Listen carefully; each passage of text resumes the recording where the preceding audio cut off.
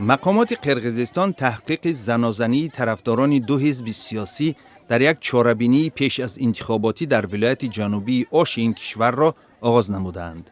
جنجال 20 سپتامبر در یک جمع آمدی ترغیباتی حزب مکانم قرقیزستان در ناحیه اروان به عمل آمد.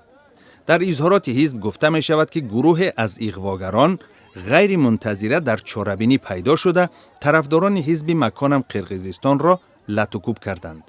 رسانه‌های محلی نوشتند که در جنجال طرفداران حزب مکانم قرقیزستان و حزب بیرمدیک و یا وحدت اشتراک کردند. سبب جنجال آشکار نشده است.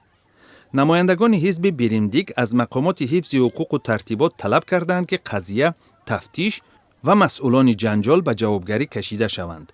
پلیس میگوید در زنازنی 100 نفر اشتراک کردند. 12 نفر با جراحت‌ها بستری شده‌اند.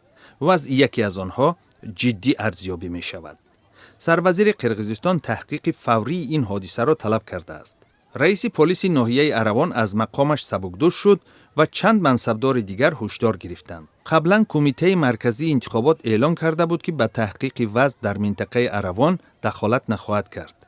معاون رئیس کمیسیون مرکزی انتخابات عبدالجبار بیگماتوف گفت اگر مقامات حفظ حقوق نقض قانون را تصدیق کنند پس در اساس این خلاصه آنها می توانند مسئله را به بررسی بگیرند.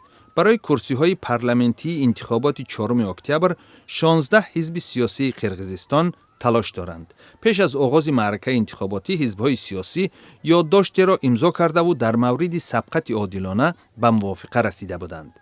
کارشناسان میگویند که وعده‌ها تنها در روی کاغذ باقی میمانند و هنگام مبارزه برای قدرت فراموش میشوند.